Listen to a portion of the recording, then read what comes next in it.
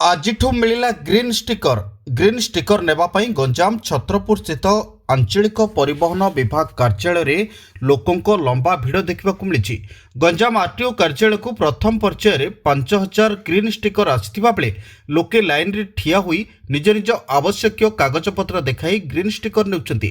ଯେଉଁମାନେ ନେଉଛନ୍ତି ସେମାନେ ଆବଶ୍ୟକୀୟ କାଗଜପତ୍ର ଦେଖାଇ ତାହାର ଜେରକ୍ସ କପି ମଧ୍ୟ ପ୍ରଦାନ କରୁଛନ୍ତି। କାର୍ଯ୍ୟାଳୟରେ ଏକ ସ୍ୱତନ୍ତ୍ର କକ୍ଷ ଖୋଲାଯାଇଛି।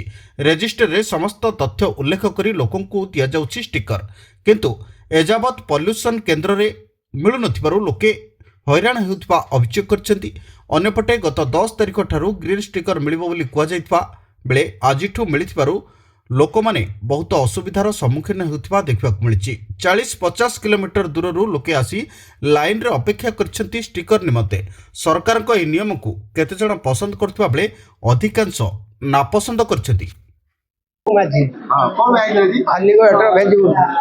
ଖଲିଗଡ଼ ଭେଜିବୁଡ୍ ଆଜି ଯୋଉ ଆମର ଆରସିସି କଣ ଗ୍ରୀନ୍ କାର୍ଡ ନଦେଲେ ପେଟ୍ରୋଲ ମିଳିବନି ବୋଲି ସବୁ ଝିଞ୍ଝଟ। ଆଉ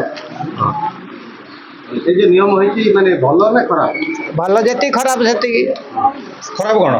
ଖରାପ ବୋଲେ ଗରିବ ଲୋକ କୋଉଠି 15 ଦିନ କୁଆଡେ ମୂଲପାତି ଯିବେ ଗ୍ରୀନ୍ କାର୍ଡ ପାଇଁ ନାଇଁ ନଗ, ତାପରେ ପୁଣି ଆଉ ଥରେ ଆସିକି କହୁଛନ୍ତି ଏ ଗ୍ରୀନ୍ କାର୍ଡ ନହେଲେ ପେଟ୍ରୋଲ ମିଳିବନି। সরকার তো কত ଗୋଟେ ପଟେ ଦେବେ, ଗୋଟେ ପଟେ କହିବେ, ଗୋଟେ ପଟେ ଟାଣି ଆଣିବେ। ଆଉ କଣ ଦିନେ କାର୍ଡ ଟା ବନେଇବା ପାଇଁ ଗୋଟେ ଦିନ ଲାଇନ୍ ନାଗିବା ପଡିଲା। ଆଜି ଗ୍ରୀନ୍ କାର୍ଡ ନାଗିବା ପାଇଁ ଗୋଟେ 42 କିଲୋମିଟର ଦୂର ଆସିକି ଅପେକ୍ଷା କରିବାକୁ ପଡୁଛି।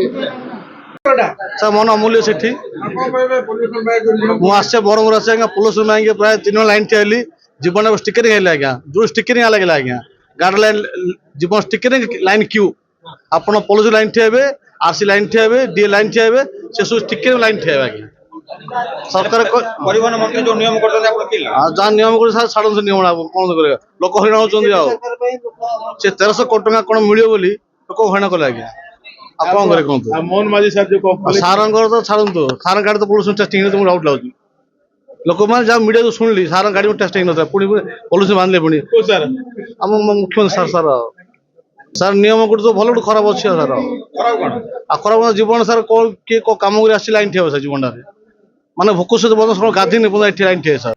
ଗଞ୍ଜାମ ଛତ୍ରପୁରରୁ ପ୍ରଶାନ୍ତ କୁମାର ମହାରଣାଙ୍କ ରିପୋର୍ଟ, ତେଜ ଓଡ଼ିଶା।